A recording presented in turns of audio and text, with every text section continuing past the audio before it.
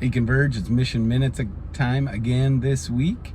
And I want to take a few minutes just to talk about the importance of celebration in this mission. And I've been saying it a little bit here and there, and I hope you keep hearing it. But I think celebration is so important, not only to who we are and will become as a church, and I hope that's going to be one of those cultural pieces that not only is true now, but remains true forever in the life of our church. But I think it's something that's incredibly needed and necessary for the mission as well.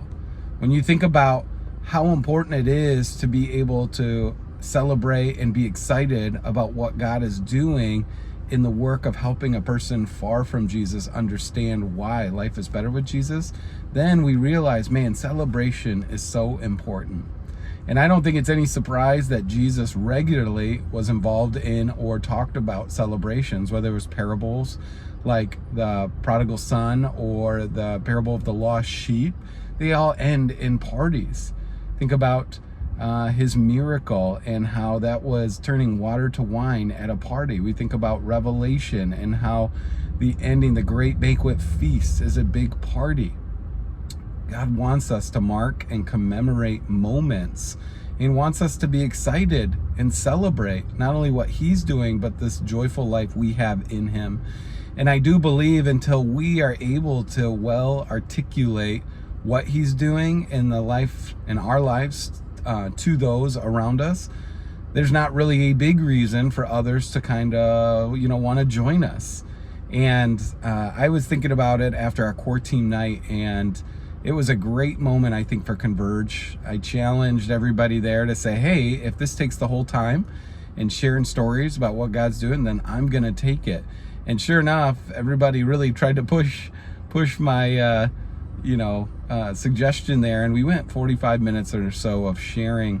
And it is honestly one of those moments I hope to look back on and say this is and was a turning point for Converge as we want to build a culture of storytelling and celebration, because again, it marks what God's doing. It makes us sensitive and aware to what God's doing, and it tells the story to those around us who may not be close to God right now about the good life we can have in him. So I want to encourage you, if you have a story to tell, if God is moving your life and you've noticed that, then tell that story. Tell it in our Facebook group. Tell it to your huddle. Tell it to your family. Tell it to the people around you. If you haven't really noticed that, it's actually, my encouragement would be spend some time just reflecting and thinking about what is God doing? How is God moving? And bring your attention back to his goodness and his grace and his active work in your life. Well, I hope that's helpful. I hope that's encouraging. And I can't wait to see you on Sunday as we start 3 weeks of great worship services together, culminating in that August 22nd baptism service. So make sure you mark your calendar there, and I can't wait to see you.